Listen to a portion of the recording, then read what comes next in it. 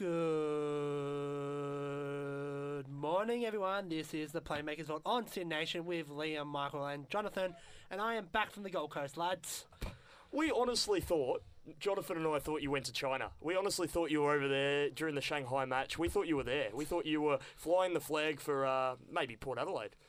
No, I was up in the Gold Coast. I spent a few days there. I had a big weekend. Something special happened over there. David Mundy kicked the winning goal against Richmond while I was over there. Big news for me. Absolutely love that. And you are wearing the Fremantle colours proudly, and aren't they on fire? They are. How many times do you wear that during a week, Liam? I see that around quite often. I mean, I guess it shows your passion for the club, though, which is always a good thing. Yeah, I think he sleeps in it, to be honest, Jonathan. I don't think he's taken it off the last couple of weeks. I used to do some of that actually. I used to wear my Freo jersey every time Freo won to bed, but now I just like sleeping in my underwear, my ducks. Fair enough. Nice little detail for our listeners out there. So let's go back. Let's go back in time here to last week's show. We'll start things off. As you mentioned, the Tassie Northern Territory stuff. I was listening on my way back to the Gold Coast Airport to head back to Melbourne. And there's a few things. One, you forgot to mention ACT. Poor ACT. Oh, come on. Poor ACT. Come on. And two, one of my biggest issues, well, not my biggest issue, but with Darwin especially, you got to look at the heat and the opportunities for people 18 to 25. Like the biggest issue with especially those Tassies and Northern Territory football clubs is if you're going there at 18, do they have a good nightlife? Do they have good bistros? Do they have a good movie theatre? You know, you want your young players to enjoy it. Darwin is an up-and-coming city. Darwin is a very beautiful city, and I think there's a lot of opportunity there, particularly kids in rural communities that need the help, that need the support, that need the education. If you get them in footy at a young age, I think it could be a very, very important thing for them. Absolutely. It's very important that the environment around them is good, because if it isn't, then you're competing with all the others in your age group coming up in the draft. And it's almost like a disadvantage. It's not their fault. So it's almost makes you admire some of these players that come through the ranks and not only lead by their playing ability, by their behaviour off the field as well. You could almost argue, Liam, that it's harder for a player from the Northern Territory to actually move down to Melbourne and transition into a Melbourne club than, say, actually transitioning in their home place. At least it means that during the week, if there's a family problem, which a lot of the players unfortunately do have, they can return to their families and they're not too far away. Yeah, that's the one thing I'm wondering, because I know Freo currently have two Tasmanian players on their list. What do they do if they get homesick? Like, if people from Victoria get homesick, which a lot of them, especially players of Brisbane, do, and I'll talk about that later, they go back to Victoria, they go back to New South Wales. But if you're from Tasmania or the Northern Territory, you know, where do you go back? You can't go back to Tassie. You play for the TFL. You know, they can represent the Burnie Dockers down there. Oh, yeah. I mean, homesickness is a real issue in the AFL in general. Do you think it's a case, guys, of being a professional and kind of wooling it out a little bit? Or because there's this philosophical debate in AFL talking about contracts, whether you should honour a contract or whether you should just go out and be a free rider. There's a lot of players who are doing that now. In the past, I think players used to honour their contracts a bit more, but in the modern age, free agency, the rest of it, it's becoming more a player thing, and players are not honouring their contracts. But do you think that's a good thing or a bad thing? Well, first thing with homesickness, I think it's a load of crap. I absolutely hate homesickness. All those little babies are like, I miss my mummy, I want to go home. It does still in the same country, come on. Isn't it amazing that... Besides some of the Irishmen that are playing, but still. Isn't it amazing that a lot of them are from the bad clubs and they always want to go to the good clubs though? Wow. And especially with the free agency, I think we're turning into NBA and or especially the EPL or any soccer league. I think it's easier than ever, really, to move clubs if you really want to. Definitely the opportunities are there. You don't have to honour a contract anymore. You can still leave. If you've got a 4-year contract and you're 2 years into it, you've actually got the ability to leave regardless. Well, in saying that, just say Gary Ablett leaves this year, Gold Coast are in there, right? To be like, you can't play though. You can't. You still have to sit out your contract before you can play it for probably Geelong. So that's a big possibility. And talking about homesickness, I was going to get to this later, but since you brought it up, I think the AFL do not give a stuff about Brisbane. And I imagine what Josh Shackey's probably doing at home, hearing the stuff they're like, you know, they should extend these contracts so players don't go home. These players are killing the club. Because all these players, all these young draft picks have left Brisbane, and the AFL's done nothing to stop it. They've done nothing to help the Brisbane out. They still train at the Gabba. I think they're building a goods facility, but at the moment they're still training at the Gabba. And I honestly don't believe the AFL cares about Brisbane. Well, you mentioned Josh Schache specifically. Remember in the draft, he actually wanted to go to Brisbane, so he wasn't one of these players. I think his father had a connection to Brisbane as well. Bears, yeah, so he was actually happy to go there, and the coach Fagan was a bit upset that there was all this talk in the media. It's something that you can't control. Whether the player in Josh Schache actually wants to move, he's playing in the twos over there. Kicked the winning goal on the weekend, though. Kicked a winning goal, might be coming back in. They're playing the Pies, which is an interesting one. Well, I think I know. Actually, this is the first time since we've done this show all of our 3 teams won. So, yay. Yeah, wow. we all came into the studios a little bit happier this morning. Yeah, look, Brisbane Lions, they had a brilliant purple patch, as we know, in the mid-2000s, the early 2000s. And 3 in a row. And since then, besides a couple of features in the grand final, not grand finals, definitely not, but a couple of features in the finals, they really haven't done much since then, and they've been pretty lacklustre as far as their on-field performances. But I think back to a couple of years ago where there was an injury at Etihad Stadium where I think Brisbane Lions, the club, wanted $100,000 in compensation for the player that was injured on the ground because of the dodgy turf at Etihad Stadium. I don't think they got that full amount, so it can then relate back to how much monetary compensation is going towards Brisbane and whether they do need priority picks. I know Melbourne, for a fact, got a lot of priority picks because they were an absolute basket case. It's funny that they got Brisbane get the same. It's funny that for their priority pick, they got Tom Scully and Jackson Tringrove. One plays for the Giants and one plays for Casey. So, you know. Well, Brisbane's got Port Adelaide's first pick. You know, it's not as good deal as getting Hawthorn's first pick at the moment, you know. St Kilda's looking at pick 2 here. Yeah, but just for Brisbane, and it seems to be the reject club. Josh Walker, Tom Bell, Mitch Robertson, Stephen Martin, all these players who got delisted and just were falling out of favour with their original club, goes up to Brisbane. Tell you what, Brisbane have done well with these some of these reject players, though. Stephen Martin's one of the best ruckmen in the competition. Yes, one best and very underrated. The most unique trait about him as a ruck is he can play over 90% of the game because his endurance is impeccable, and they're not playing Archie Smith. They're just going with the lone ruck with a backup ruck there, so they're not going with 2 primary ruckmen. Of course, this is where the game is kind of shifting a little bit, but Tom Bell is another one who came from Carlton.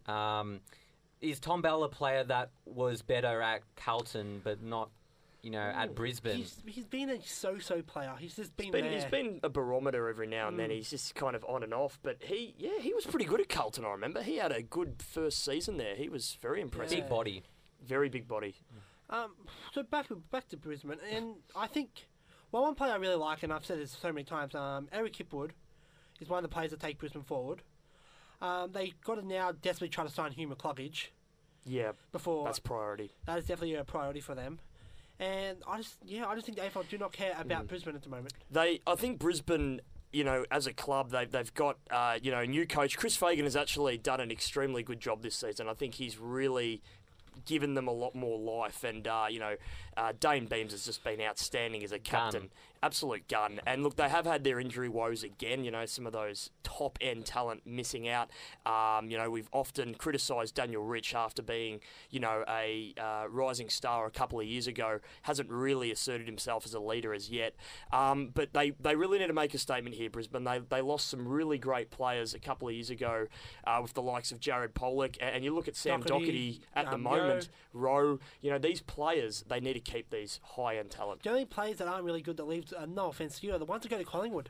Yeah, James Aish hasn't done too much, has he? He's shown a little bit more, but he hasn't done. Yeah, he really copped it on the jaw, didn't he, James Aish? Certainly did. Let's change the subject. Well, actually, we will change the subject here. And Jonathan, this is probably something that'll make you happy, and it might make me happy. At the start of the year, we were talking about how St Kilda and Melbourne were level peggings. They're building this rivalry. They're pushing to the top 8. Yeah, they in their minds, they're going to play off in the grand final in a few years. I believe there are 2 teams now that's jumped ahead of them at the moment, and I think they're at the same level pegging and could possibly play off in the grand final in a few years. And that's your club, Essendon, and my club, Fremantle. I'm starting to agree a lot with this statement. I believe that the top 4 is going to look like, I think it's going to be GWS, Essendon. Second. Well, maybe not in that order. Maybe I'm getting a little bit ahead of myself. I reckon the St Kilda development is still pretty good. Melbourne's inconsistency's killing him. But yeah, these are 2 clubs that are seriously looking the goods right now, and Fremantle, well, everyone said they were shot, they were gone at the start of the season. Yeah, we were talked about this one time with Ross Lyon, whether he is one of the best modern coaches, and you'd have to say without a doubt. His record speaks for itself. It's not all about grand finals. I mean, sure, supporters can look at a grand final, but he's come close quite a few times. So he's the best coach to not win a premiership. So that's more a player thing, isn't it? It's more a player thing. Like when it comes to like a few goals, as was the case against Geelong when he was with St Kilda. And even Hawthorn, they took it right up. They took it right up to them until they got away. The draw in 2010. The draw in 2010. Right. The ball just bounced away from Milne. Could Milne have got that ball? Oh, let's not discuss this. We could do a whole hour talking about that. Oh, we could. I actually believe Ross Lyon's probably hurts. That probably hurts. Because he almost took St Kilda to their first flags in '66. And he almost took Freo to their first ever flag. It's not like he's taking Hawthorn to their 14th or Essendon to their 17th. He almost broke 2 big ducks here, 2 long droughts. And this rebuild this season has been impressive. You guys have won the last 4? We've won 6 out of 7. 6 out of 7, and that's pretty impressive. In saying that, I don't have Freo in my top 8. Yeah. But they have rejuvenated their list. They've really played... Because Ross Lyon, for many years, he's been criticised for not playing those young players. Yeah. You look at the St Kilda team of 2009, 2010, didn't play a lot of those players like David Armitage and Jared Geary. And you look at them now, they're getting their opportunity. But Ross Lyon does have this thing. He likes locking in a team, not really making too many changes. But this season, he's done a good job. Yeah, he's done absolutely fantastic. One biggest thing, especially for Freo, the positive I think of him is that Pavlich isn't there. As much as the Pav's a great man. He's the great man. He's the Pav. But we now have 3 12s to kick to. We could have 5 12s and Pavlich in our forward line. We'll still kick to Pavlich 90% of the time. Yeah. Just gives us more variety of the score. Cam McCarthy was a vital recruitment there. They had to get him. They could have got him a year previous if they negotiated right with GWS. No, if Tom Boyd never went to the Doggies, I think we could have got him. Because it was the same thing. Boyd was under contract and he wanted to go. Then McCarthy was under contract, and that's probably why. And yeah, I honestly do believe. But he did play in the Waffle before he went to Freo. They couldn't negotiate a deal. If they did. But they couldn't come to terms. You saw, like, after the meetings and stuff, they would quite get angry at each other. And so Cam McCarthy potentially could have gone to Freo a little bit earlier. I reckon that would have made a lot of difference. Imagine McCarthy and Pav. Oh, so just have dangerous. That, year of lead-in before actually taking control of the center of the forward line. One thing that I have liked about Freo is there's less reliance on Fife. There's less... Correct. So, the likes of Connor Blakely. Been very good, Connor Blakely. Yeah, Lockie Weller. These kind of players are really taking the fore. And they're under that 23 age bracket as well. So they're rising prospects. And Connor Blakely as well, 190 centimetres, big body. He's very David Mundy-like. Yeah, very exactly. David Mundy-like. Yeah, speaking about Fife, I do believe, especially the last few weeks, I think the interest of Fife for other clubs have dropped. With Callie and Dustin Martin more the headline. Fife's now the 3rd biggest free agent or trade prospect this year. Well, this is what I've got to ask you, gentlemen, and it's even with Stephen May hasn't put ink to paper yet. With the whole refiguration of all of the salaries and, this particular players getting a pay rise, do you think a lot of players are going to put off their contracts until this is sorted out? Oh, without a doubt. May even said that he's going to wait until, because a bit more money.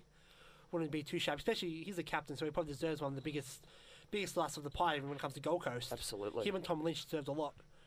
And Fife's probably doing the same. He's probably waiting. Dustin Martin, who I think is just going to leave Richmond. I don't think he's going to be at Richmond next year. And I don't think Josh Kelly is, though. I think Josh Kelly, I think he wants to stay at GWS, but the $9 million offer is... Yeah, he's got a huge offer at North Melbourne. Big decision to make. Josh Kelly is in some tremendous form at the moment in GWS. He might do a Dangerfield, win the best and fairest and leave that year. Yeah, so he was a number 2 draft pick, I think. Yeah, so he's a classy midfielder And I'm sure North Melbourne is not the only one in the running. I'm sure. St Kilda as well. Yeah, so there'd have to be. All the talk is about North, but remember, all the talk was about Buddy going to GWS, and then the Swans came out of the blue. Really, that is the best thing that ever happened to GWS, though. Not getting Buddy, without a shadow of a doubt. Because it's allowed them to develop Jeremy Cameron, Patton, even Green. Yeah. I don't think Patton would be at GWS if Buddy was at GWS. No, because how could you fit in all those players? I remember Jeremy Cameron saying, I can play back, or he could play back potentially, but his talent is in the forward line. It's like Roughhead. Like, Roughhead's actually a really good backline player. He's good at everything. Yeah, he can do everything, but the team needs him in the forward line. Michael, something we went over, we covered this, pillar of the post at the start of the year. We did. Best coverage of the AFL women ever. We were in history. We were the best. Sid 90.7, the sports desk, absolutely killed it with the coverage of the Women's League this season. And there's a couple of big headlines coming out of this season. Especially for Collingwood, losing their best and fairest winner to Carlton, Nikolai Stevens, That's a and big one. losing their vice-captain and runners up to GWS. And the one player I thought they were going to get, Kate Ashmore, recently re-signed today. Good, yep. She's BFFs for Evs with more hope. But the big one is Taylor Harris. Harris might be going to our Lucy's team, Carlton. That would be Play huge. alongside I reckon Lucy has poached her here. Yeah. Lucy's from the sports desk. Yeah. Taylor Harris, I call her the packagette. She is the female version of Jake Stringer. She's the package. She kicks big goals. She's an absolute superstar, and she's an absolute running machine. If she goes to Carlton with Darcy Vesio and Taylor Harris both in the forward line, that's going to be a scary prospect. Big rumour that Brianna Jacobson might not be there next year. That'll be a big out for Carlton. I'll tell you what they're doing, though, in the women's competition. They're getting athletes from other sports. This is great. Yeah. The Collingwood team, so they've got a retired Hockey Roos player in Georgie Parker. So that's a great sign, especially with a sport like hockey. It's not... Normally it's to do with basketball, isn't it? But hockey there, I guess there'd be some skills there that would transfer over to the AFL, decision-making being one. One thing that really impressed me about the women's competition is how hard they go at the ball. I didn't realise... It's brutal, isn't it? Yeah. Certainly the skill level, I think, can improve a little bit. But there's... Obviously, 1 year in, you've got to give them a bit of leeway and it was improve. Fantastic. It'll get better with time. I don't know how many games. I went to 2 or 3. I went to the original AFL women's game, the Carlton Collingwood, and it was amazing. And I think all the women, especially the ones that play sport, want to jump on the AFLW bandwagon. It's going to be great for developing. I live in Coburg, and we've just seen a brand new banner go up, and they're recruiting. Yeah. Condolences have been accepted. But in Coburg, they are already starting to recruit an under 15s women team, and they're starting to grow the different ranks of the women's teams around the state, which is just fantastic. And they're talking about teams actually joining the women's competition as well. That's right. So, which is what they need. I mean, especially with the success of the competition, I reckon it's even surpassed expectations. Some of the crowd, like the crowd there was really good in a lot of matches. So even the grand final was hot between Adelaide and Brisbane. Oh yeah, it was a close one. Yeah. Well, speaking of, even my fiance plays football in Ballarat. Kicked her first goal on the weekend, so a shout out to her. Got benched the entire last quarter, but don't worry about that. And just a quick shout out to you, Liam, new fiance. Congratulations. Thank you very much. We always have to acknowledge big milestones on the show. Talking about big milestones, Sir Douglas Nickel rounds, gentlemen. The Indigenous round is by far one of the most exciting rounds of the year. A really great showcase of our Indigenous culture, and of course, the Dream Time at the G Clash will be bigger than ever, really, this season. Michael, would you agree that Kevin Sheedy was way ahead of his time? Oh, without a doubt. He's an old-fashioned man, but his love for the Indigenous, for the women, for all the stuff that people back in the day, back in the days where Indigenous weren't treated as well as they are today, as women were just cooks in the kitchen. Kevin Sheedy was well ahead of his time. He's an innovator for the game, and what he's been able to do with the Indigenous round, along with Michael Long's huge Essendon family there, it's really gone above and beyond, and the ability to make a round where now all the different clubs, because I remember originally the dream time at the G Clash, only Richmond and Essendon would be the ones making the Indigenous Guernseys. Now every single club has one. And gentlemen, what do you think of some of the Indigenous Guernseys? This is going to sound really harsh, but this is probably the worst year. Really? I actually like them this year. The two I really like, the third I like Gold Coast, I like Essendon, and I like Freo as a way jumper. Essendon always have one of the best ones. And you have Tipper as your model, and who doesn't like Tipper Woody? You know what? I'm actually going to go against the tide. I like the GWS's one because of the back. The back is very impressive. I do like There's the a back of the huge Giants. collage on the back, and it's really, really impressive. The billabong, the artwork paint is just outstanding. There are actually some very good Guernseys. I'm not a big fan of the front though. I think there's a little bit of difference. Yeah, from the front isn't great. It is their away Guernsey, so it's probably lacking a little bit. The front's starting to look a little bit like Hawthorn's Guernsey, actually, isn't it, Jonathan? Yeah. Imagine if they played each other. Well, actually, since you Be just brought dangerous. that up, I want you guys to look at Melbourne and look at Gold Coast. They're playing this week. Oh yeah, there's going to be a bit of a clash here. There's too Yeah. much red, I think. Too much red in and blue. both. Yeah, the other Guernseys, I think both Essendon and Richmond's ones are looking really good for the clash. Sydney haven't changed theirs in years, but They changed the colour. a little bit in like the West Coast, colour. they changed the colour in them. Yeah, West Coast is looking decent with the big eagle. The doggies is really good as well. There's a lot the more boomerang. boomerangs. There's a lot more boomerangs this year, actually. It's a Freers lot always of had the three boomerangs. Ever since we started 2014 when we had it, we always had the three big boomerangs. Yeah, I'm definitely noticing a lot more artwork on these ones, which I'm really, really impressed. A lot more, a better use of the Indigenous flag as well, and even the Torres Strait Island flag is used in a couple of them as well, which is Speaking great. about Sir Doug Nicholas, two players I know for sure. You got Burgoyne and Gold Coast captain Stephen May, are going to be wearing number 67 to represent the landmark referendum. 50, Yeah. and Of course. Tom Lynch, the other captains wearing number 50 to celebrate 50 years since the landmark referendum.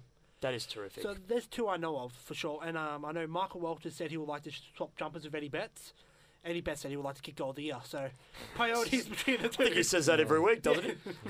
Well, he's kicked the last two goals of the year on Indigenous round. So make it 3 in a row. Yeah, it's always a great spotlight, isn't it, for the Indigenous players to showcase their talents. They do that every single week, but especially on this week where they're representing their heritage and they're doing their culture proud, it's always something good to reflect on. We can't change the past, but we can change, what's coming forward. And certainly the treatment of Indigenous players. Kevin Sheedy was ahead of his time, and thank God for that, because we're looking at him and saying he was a great model in that regard. Aye. And it's just a great round, and there's so many exciting Indigenous players that will be playing off against each other, which I'm super duper excited to see. But I think the reconciliation, the way this round has been received by all AFL fans, the respect that it is given, continues to improve every single year and continues to amaze. So good on the AFL for this. It's an been absolutely brilliant. beautiful thing. The last AFL thing we'll quickly run through is Supercoach and Fantasy. Yeah. Ooh. Okay, so I Okay. was a little bit upset. I got over 2,200 again this week, and I was thinking, hopefully Again? that will move me up in the rankings a little bit. I ballooned out from 1,500, 1,400 rank to 2,300. And I was quite up. I mean, it's still a high ranking, but I wanted to get inside that top 1,000. I ballooned out. Gary Ablett had his bye, so that hurt me a little bit. But conversely, when the other teams have their bye, hopefully Gary Ablett, provided he's not injured, which there are rumours that he is, he can actually play and do well for me. So that's one. A super coach and fantasy alert. Matthew Scharenberg, over 40 disposals in the VFL for Collingwood. He was a top 7 draft pick. Still not playing? Still not playing. Ridiculous. A colleague was telling me someone did a petition on change.org to actually get Scharenberg. We should do a Playmakers Vault petition as well. We'll get Schoenberg to play. This was the same thing with Josh Jenkins when he was at Essendon. He actually made his own petition, Josh Jenkins, to play a game for Essendon. We never played him, and it might be hurting us a little bit. You also had the same with Jonathan Giles when he played that one season at Essendon as well. Yeah, we gave him a game. Did you guys have Tom Mitchell in your team? Yeah, I've had him from the start. Ball magnet. How can someone have 50 disposals? So much controversy about that as well. This is going to always be debated, I think. 50 disposals, didn't get his team over the line. I think at one stage even Adam Treloar alluded to the fact that he was handballing too much and not having any kind of effect with him. I tell you what, I love ball magnets. You know, stuff the efficiency stuff. I mean, you play to your, you play to your strengths, and his strength is finding the ball. I wouldn't say he's the most efficient player, but he does the job. It's similar to like Joe Watson. Like his kicking action is not the best. Joe Watson couldn't kick. But he hits the targets more often than not. He's got a great handball though. So Tom Mitchell, he racks up the ball. He would have been the best player on that field anyway. And best scoring player of this round on Supercoach, 158 Supercoach 177 in fantasy. So huge score. Actually, but then look at the last week, Medals. Fife. Actually, Pritis, Fife and Dangerfield aren't known for their kicking. No, they're not. Dangerfield can kick a nice goal, but Fife isn't known for his kicking. Fife can barely hit a target of 15 metres. But I think Tom Mitchell, I think he might be a smoky for the Brownlow, despite Hawthorn, and now out of the finals. Hawthorn are done. Rest in peace, Hawthorn. You won't be missed. But yeah, I do agree that 50 disposals, no matter how you get them. He's the 7th player to do so. And I think the first Hawk to do so. That's right. Broke a couple of records, and I do remember a couple of years ago when he wasn't getting played for Sydney, a little bit like the Scharenberg debate here. He got 60 disposals, I think. 63. 63 disposals. Yeah, didn't get a game. We were talking about this last week. Yeah. And could you believe that 50 disposals? That's the highest any Hawthorn player in the history of the game ever since stats was recorded. And I thought, potentially even someone like a Mitchell might have got one or two more. But when you think about it, 50, I don't know how many touches you get, per minute, but it'd be high right up there. That's right. We're going to head off to a song now. We're going to listen to some ABBA Fernando here on the Playmakers Vault. That was Fernando by ABBA here on the Playmakers We're still dancing. Vault. What a good song. We're still dancing. There was a Snapchat